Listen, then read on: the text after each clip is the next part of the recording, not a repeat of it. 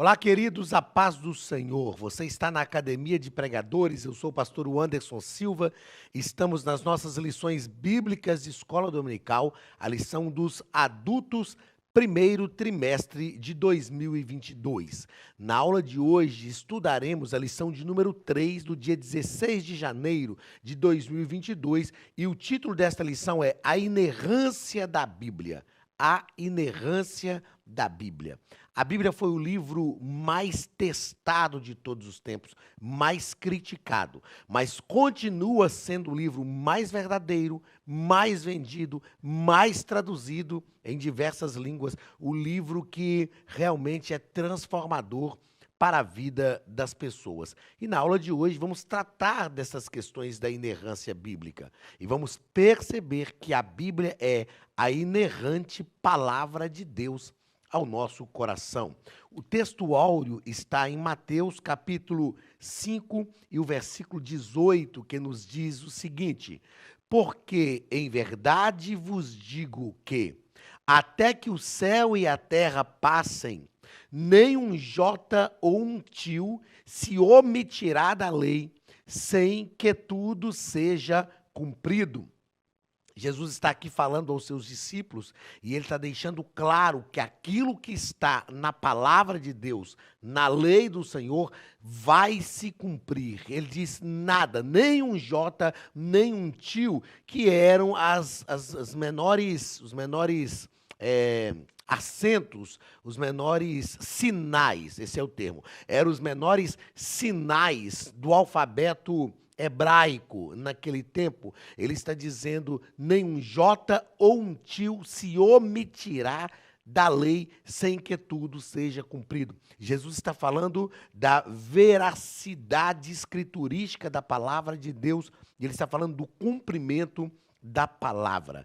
Verdade prática. A doutrina, segundo a qual a Bíblia não contém erro algum, denomina-se inerrância das Escrituras. Por isso, podemos confiar em sua mensagem, que é incorruptível. É claro que quando nós estudamos, e eu aproveito aqui a você que é professor de escola dominical principalmente, para falar mais uma vez o que falamos lá na primeira aula, é preciso para lecionar esta lição com excelência, que você tenha um bom conhecimento de bibliologia. Quando nós estudamos a bibliologia, nós vamos perceber algumas questões literárias da Bíblia. E aí nós vamos aprender sobre essas questões. Vamos aprender, por exemplo, que os escritores não escreveram dividindo a Bíblia em capítulos e versículos como nós temos. Vamos aprender também que alguns copistas, ao fazerem as cópias dos manuscritos, escreveram algumas coisas um tanto quanto diferente dos manuscritos originais. É por isso que já de várias décadas para cá, nós temos um estudo muito intenso em relação aos manuscritos da Bíblia. E aí nós temos os melhores e os piores manuscritos. O que são os melhores manuscritos? São os manuscritos mais próximos do autógrafo, dos originais. Nós vamos tratar isso também em lições à frente aqui. Mas é importante você saber que, escrituristicamente falando, ou literariamente falando, às vezes nós encontramos alguns senãos no texto literário. Mas a Bíblia que nós temos em mãos hoje, ela é fidedigna no aspecto de inerrância, no que se refere à mensagem da palavra de Deus. A mensagem da palavra de Deus. Existem muitos críticos literários hoje que realmente fazem uma crítica literária de textos bíblicos, mas nós acreditamos fielmente que Deus, na sua onisciência, preservou o texto bíblico de forma que a mensagem da palavra de Deus não foi alterada, chegou até os nossos dias verdadeiramente como ela é. E por isso, sim, a Bíblia é inerrante. Por isso nós temos a convicção e afirmamos a inerrância das Escrituras. Vamos à palavra-chave, que é inerrância. A palavra-chave desta lição é inerrância. Nós temos aqui também os nossos objetivos específicos, que como nós já falamos nas duas últimas lições e também no vídeo que lançamos aqui na Academia de Pregadores, mesmo antes desse primeiro trimestre começar, falando sobre as alterações curriculares que aconteceram nessas lições de adultos. Então, os objetivos específicos estão inseridos no plano de aula, nessa apresentação da lição que vem na revista dos professores. Primeiro objetivo, informar que a Bíblia é isenta de qualquer tipo de erro. Segundo objetivo, explicar que o Espírito Santo manteve a revelação divina incorruptível. E o terceiro objetivo, constatar que a Bíblia é a verdade de Deus, a revelação escrita de Deus ao nosso coração. Leitura bíblica em classe está em Mateus capítulo 5, versículos 17 ao 21 e Hebreus capítulo 10, versículos 15 ao 17, que nos diz, deixa eu abrir o texto todo, que nos diz da seguinte maneira. Mateus capítulo 5. Não cuideis que vim destruir a lei ou os profetas, não vim abrogar, mas cumprir. Porque em verdade vos digo que até que o céu e a terra passem, nem um jota ou um tio se omitirá da lei, sem que tudo seja cumprido. Qualquer, pois, que violar um desses menores mandamentos e assim ensinar aos homens, será chamado o menor no reino dos céus. Aquele, porém, que os cumprir e ensinar, será chamado grande no reino dos céus. Porque vos digo que, se a vossa justiça não exceder a dos escribas e fariseus, de modo nenhum entrareis no reino dos céus. Ouviste o que foi dito aos antigos, não matarás, mas qualquer que matar será réu de juízo.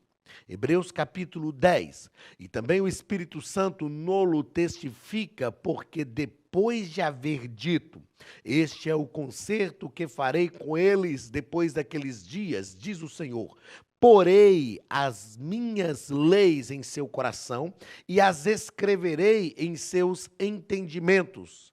Acrescenta, e jamais me lembrarei de seus pecados e de suas iniquidades. Jesus está, sem dúvida nenhuma, falando aos seus discípulos e mostrando que a mensagem da palavra de Deus, escute bem isso, a mensagem da palavra de Deus não pode ser alterada e ela tem que ser ensinada. Jesus ainda recomenda, ela tem que ser ensinada com a verdade que ela expressa. É claro que para os nossos dias, nós sabemos que muitas vezes ensinar essas verdades escriturísticas é motivo de crítica, mas o que a palavra de Deus está nos recomendando é que elas devem ser ensinadas assim como elas são. Sem dúvida, quando estudamos bibliologia, nós tratamos hoje sobre a atualização da palavra, do texto bíblico. Tratamos sobre a atualização do texto bíblico. E essa atualização do texto bíblico não se refere à alteração da mensagem, de forma alguma. Atualizar o texto bíblico é atualizar a aplicação dessa mensagem. Atualizar o texto bíblico não é, de forma alguma, distorcer a mensagem da palavra de Deus.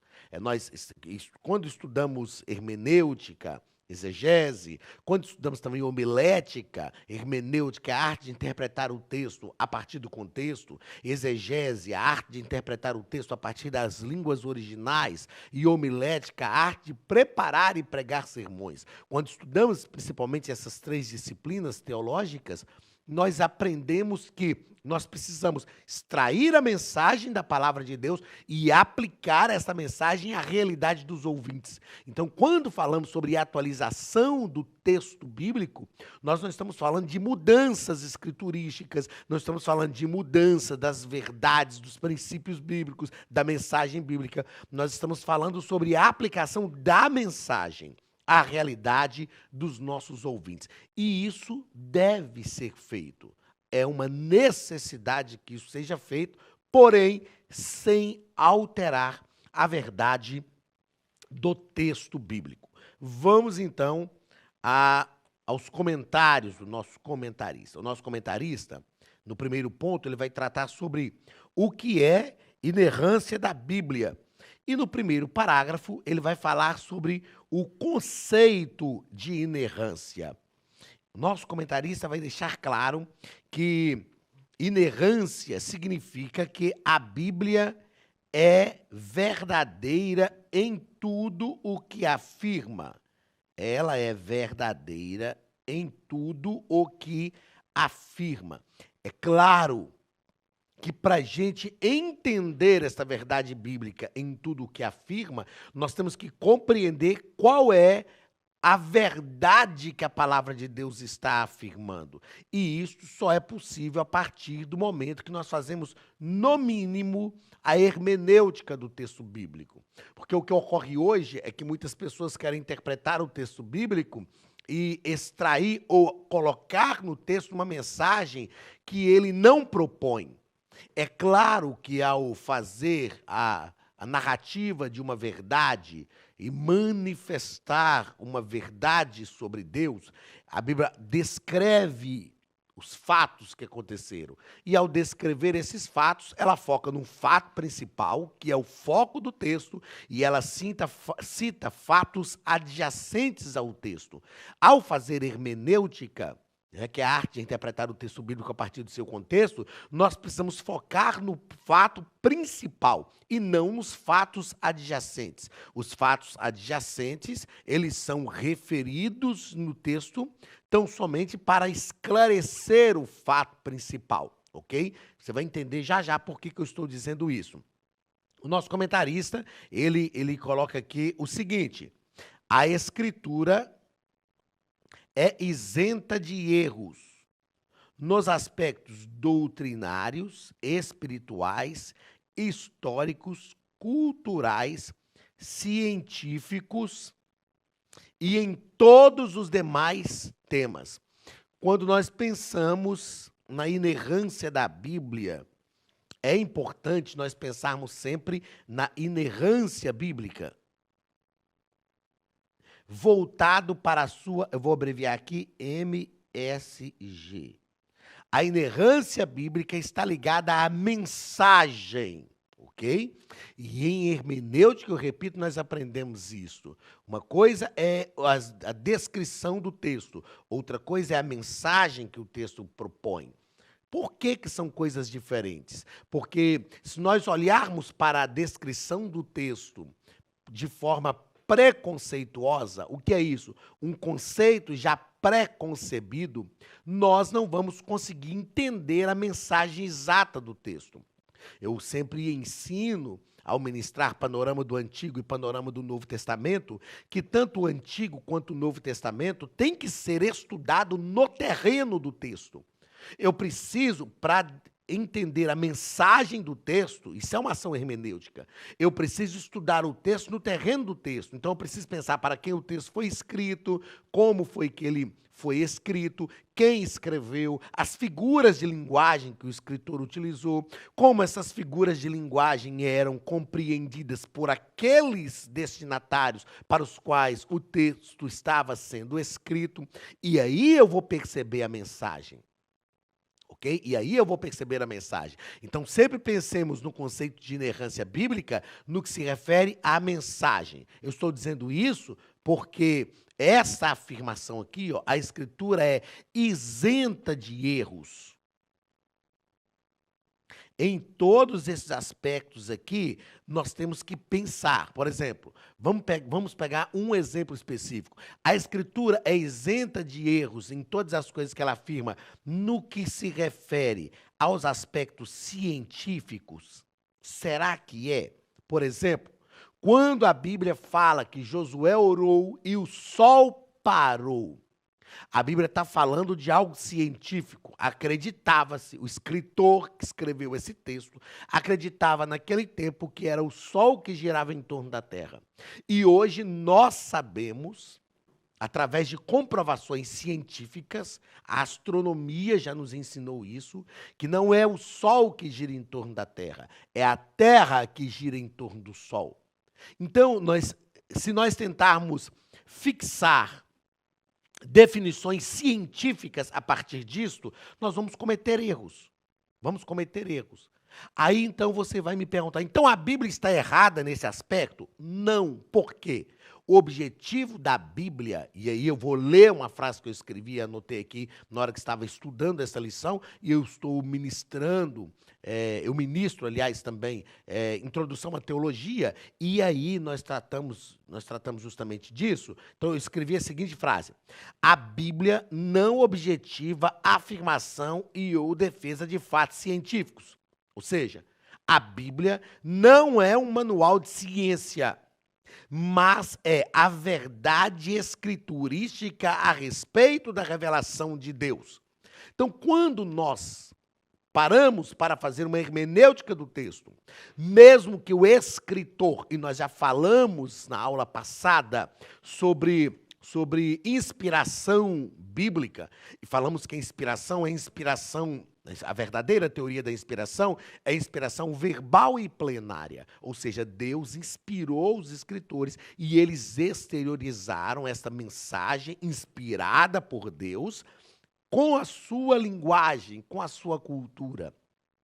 Então, o que nós aprendemos neste texto, especificamente aqui citado, de que o escritor escreveu que Josué orou e o sol parou, nós aprendemos que no texto nós temos uma limitação do escritor. O escritor acreditava que era o sol que girava em torno da terra. E então ele diz, o sol parou, e não a terra parou. Ele diz, o sol parou. Mas, sobretudo, isso não é impactante no que se refere à inerrância bíblica. Isso não é impactante para o texto, porque o texto não está falando sobre o movimento dos astros. O texto está falando sobre o que Deus fez para prolongar o dia a fim de dar vitória para Josué. Aí vem a pergunta, quando a Bíblia fala que o sol parou, ela comete um erro? Não, porque isso não altera a mensagem do texto bíblico. É isso que muitos críticos literários não entendem. Existem algumas outras referências literárias na Bíblia que passam por este mesmo crivo, passam por este mesmo caminho. Há algumas coisas que a Bíblia está afirmando lá, às vezes em questões científicas ou em algumas outras questões, que nós sabemos que, comprovadamente, cientificamente falando, não é exatamente como está escrito lá. Mas isso não impacta a mensagem do texto bíblico. E isso é muito importante. Então, a Bíblia continua sendo a inerrante palavra de Deus. Existe no texto uma limitação do escritor. Até porque nós já estudamos aqui, repito, na aula passada, sobre teorias da inspiração bíblica. A lição não propõe essas teorias, mas eu fiz questão de citar aqui as teorias da inspiração bíblica. E uma teoria falsa é a teoria do ditado verbal, ou a teoria da inspiração mecânica, que diz que Deus inspirou cada palavra, que Deus colocou cada palavra que está nas línguas originais, no texto bíblico, Deus colocou essa palavra nos autores, nos escritores. E isso não é verdade. A inspiração é verbal e plenária. Inspirar, colocar para dentro, eu falei disso, a bafejada, o hálito de Deus, theopneustos, Ou seja, Deus colocou nos escritores a mensagem e eles exteriorizaram. Eles exteriorizaram esta mensagem com a sua linguagem, com a sua limitação humana, mas com a inspiração divina e com toda a verdade da mensagem, da palavra de Deus revelada aos escritores e que chegou até nós.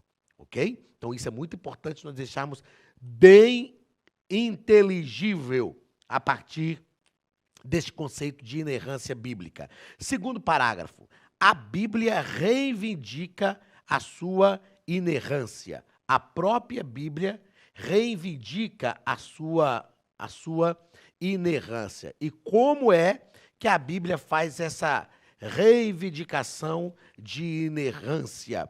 Queridos, a Academia de Pregadores tem um recado muito importante para vocês. Olá, queridos alunos e alunas da Academia de Pregadores, que bom ter você conosco neste momento tão especial. Estamos aqui para apresentar a nova plataforma da Academia de Pregadores, que foi construída ao longo dos últimos meses com muito carinho, um grande investimento, para levar até você não somente um conteúdo de excelência, mas também tecnologia de ponta. Veja comigo. Os cursos estão organizados por trilhas na página principal. Aqui você encontra sugestões, lançamentos, temas específicos e outras categorias. No final da página tem uma trilha com todos os cursos. Após começar os seus estudos, a primeira trilha será Continuar assistindo, que mostra somente os cursos iniciados por você. Sobre a capa do curso, consta o número de aulas, a carga horária e um botão para adicionar aos favoritos. Nesta seta, você pode expandir e ver um vídeo de introdução. Para fazer login, clique no avatar no canto superior direito e insira o seu e-mail e senha usados no cadastro. Caso tenha esquecido a senha, é só clicar neste link, preencher o e-mail cadastrado e a senha será enviada. No canto superior esquerdo fica o novo menu do portal. Ao abrir um curso pela primeira vez, você vê as informações do curso e do professor. E na lateral, ou logo abaixo se for no celular, está a lista de módulos e aulas. Algumas aulas iniciais podem ser grátis e qualquer pessoa que fizer um cadastro rápido pode assistir. Após se matricular, aqui você vê as aulas concluídas, aulas liberadas ou agendadas. Você pode adicionar os favoritos, dar uma nota ao curso e acompanhar o seu progresso. E se você sair do curso e retornar depois, o sistema vai abrir exatamente a última aula assistida. Se estiver no computador, use esta seta para ampliar a tela. Logo abaixo da videoaula você encontra os links para baixar anexos, como áudio e apostilas. E neste campo em branco, pode fazer as suas anotações enquanto assiste. Depois é só imprimir ou salvar. Quando terminar o curso, clique no botão Emitir meu certificado e ele será gerado automaticamente no mesmo instante e sem custo. Clicando no avatar, você tem acesso ao seu perfil e histórico de pagamento. Em Meus Cartões, pode adicionar um novo cartão de crédito para fazer o pagamento do seu plano. Se você já era nosso aluno e seu cartão não aparece aqui, adicione um cartão na nova plataforma. Então aproveite as novidades e clique em Assine Agora. Escolha um dos planos e tenha acesso a todos os cursos imediatamente. Venha para a Academia de Pregadores, a maior escola bíblica online do Brasil.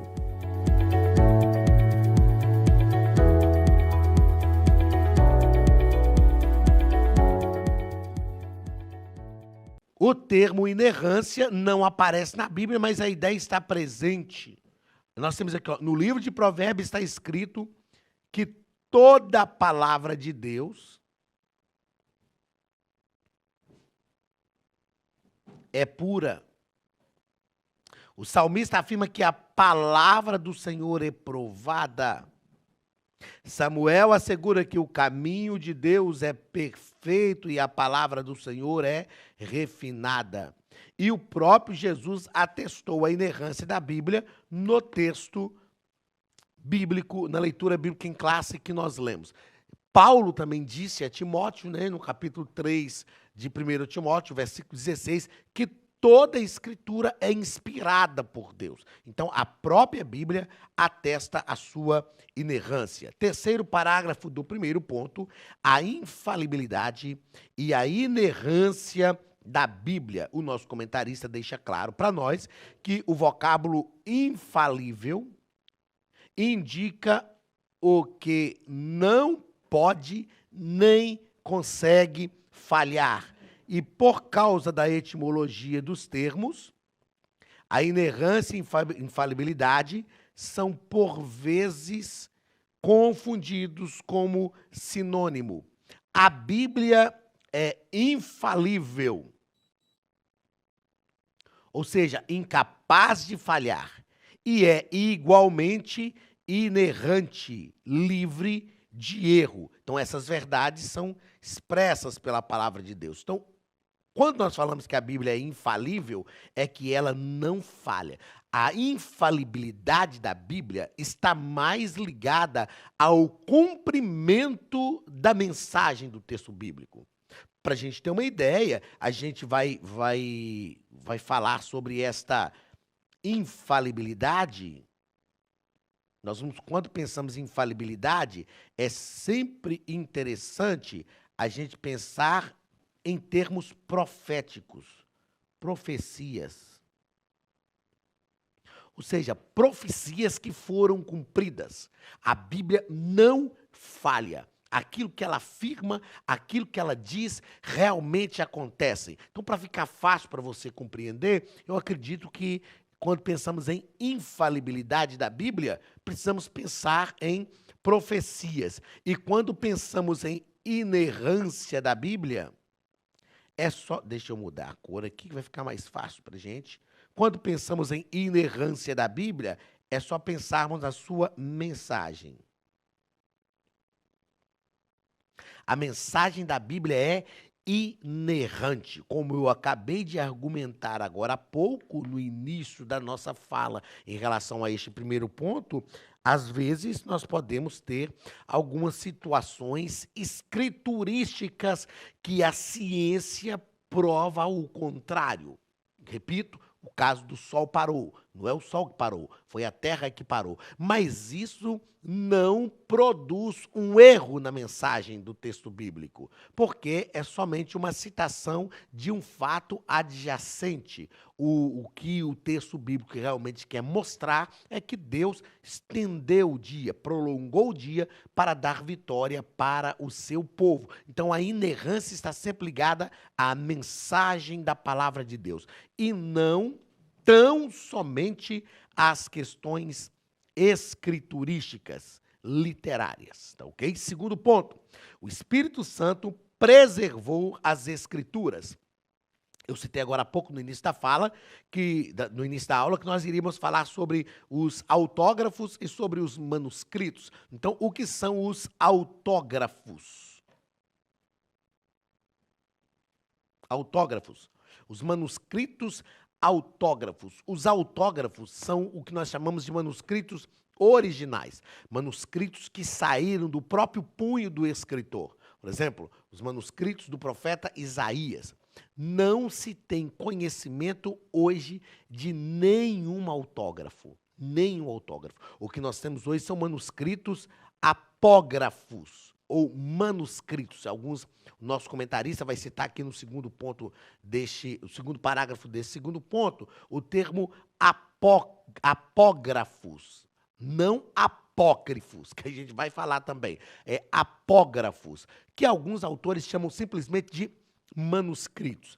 Em alguns livros, nós diferenciamos os originais com a palavra autógrafos, né? Auto vem aquilo que eu mesmo faço e grafos de grafia, de escrever. Ou seja, são manuscritos que foram escritos pelo próprio escritor. Então, são os manuscritos escritos por Jeremias, por Isaías, também no Novo Testamento. Todos os manuscritos escritos pelo próprio punho do escritor, e não se tem conhecimento de nenhum manuscrito original, não se tem conhecimento de nenhum autógrafo que foi preservado ao longo dos anos. Uma coisa nós sabemos, ó, o Espírito Santo, e o comentarista coloca aqui, providencialmente manteve a revelação divina incorruptível. Maravilha. Manteve, guarde esse termo, a revelação divina incorruptível. E isto aqui é o que nós estamos tratando aqui sobre a mensagem, que eu sempre abrevio com MSG. A mensagem do texto é incorruptível. O Espírito Santo manteve esta mensagem incorruptível. E nós temos os manuscritos apógrafos. Os manuscritos apógrafos é o que muitos chamam só de manuscritos. Se não me falha a memória, é abreviado em bibliologia, assim, MSS. São os manuscritos apógrafos. E existe cerca de 25.000 cópias dos manuscritos. A maioria deles em hebraico, grego e latim. São manuscritos que foram preservados. A mensagem foi preservada.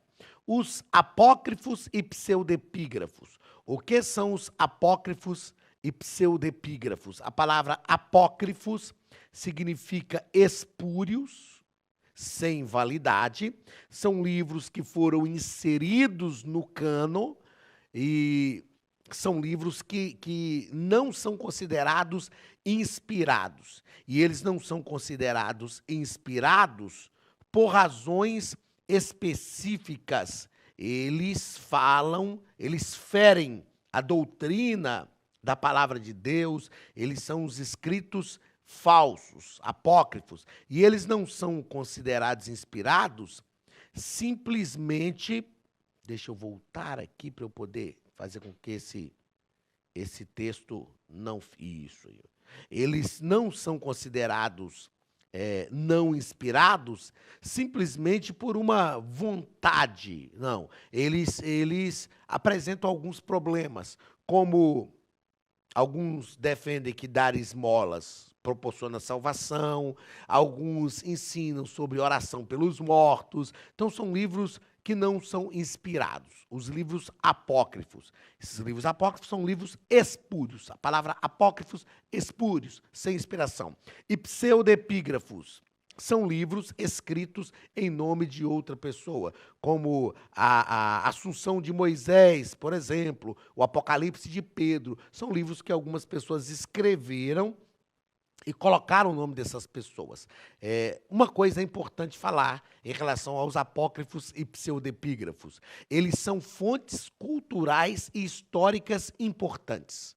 É importante, quando eu leciono bibliologia, no seminário teológico, eu falo, às vezes eu passo até um trabalho sobre os livros apócrifos e pseudepígrafos, porque eles são importantes, a leitura deles é importante no que diz respeito a informações culturais e históricas, e também informações do ideário judaico. Quando a gente lê o livro de Judite, por exemplo, nós temos lá o ideário judaico, que eu chamo de ideário judaico, essa esperança messiânica judaica. É importante fazer a leitura desses livros nesse aspecto. Teologicamente falando, é importante a leitura dos livros apócrifos e pseudepígrafos. Não para a gente extrair deles mensagens bíblicas, mas porque eles demonstram questões culturais, históricas, demonstram esse ideário judaico, e isso é importante. Terceiro e último ponto, a verdade nas Escrituras. Primeiro parágrafo, a Bíblia é a revelação plena. A Bíblia é a revelação plena. E nós cremos nessa verdade, essa revelação plena da palavra de Deus. Nós já falamos lá no início do nosso trimestre que mostramos duas verdades, duas razões do porquê a palavra a revelação de Deus escrita? A primeira razão, por causa da transcendência divina. Deus é transcendente. E a revelação escrita aqui, através da Bíblia Sagrada, ela faz com que essa revelação seja acessível a todas as pessoas. Segundo, a pecaminosidade do homem. O homem é pecador. E essa revelação escrita de Deus, a palavra de Deus revelada, escrita, faz com que cada um consiga realmente interpretar esse texto bíblico.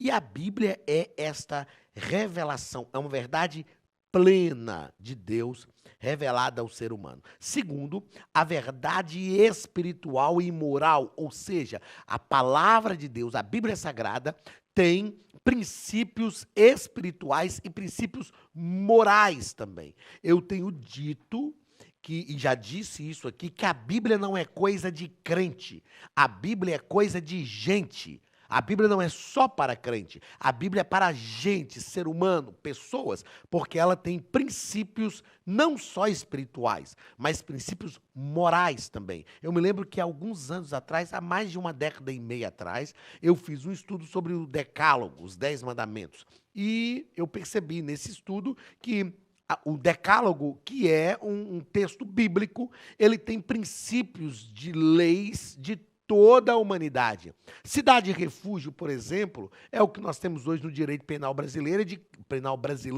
de crime doloso e crime culposo. Cidade refúgio, ela apresenta esse aspecto. Então, a Bíblia, ela apresenta verdades espirituais e uma verdade moral.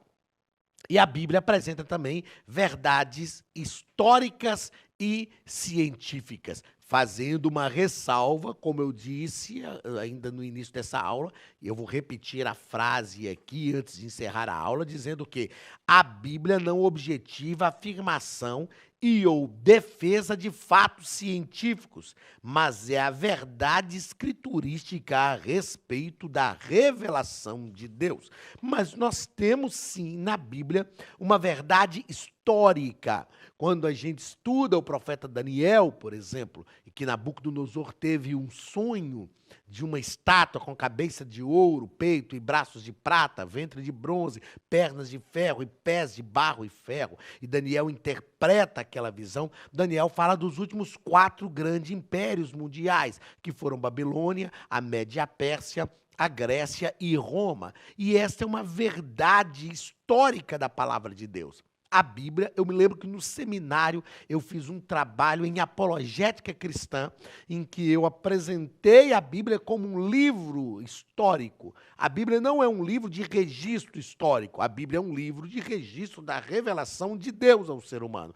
Mas ela é um livro que registra fatos históricos verdadeiros e também fatos científicos. Nós aprendemos na aula de hoje sobre a inerrância da Bíblia.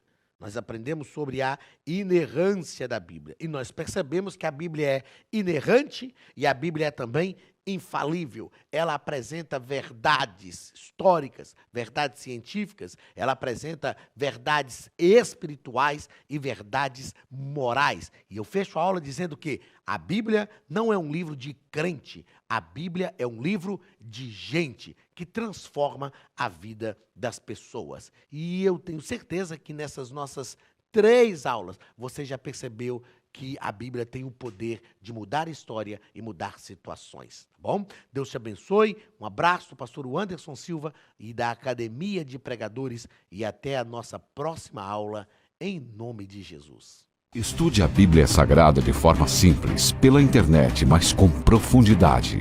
Desvende os mistérios da palavra e transforme completamente seu conhecimento bíblico e sua vida ministerial.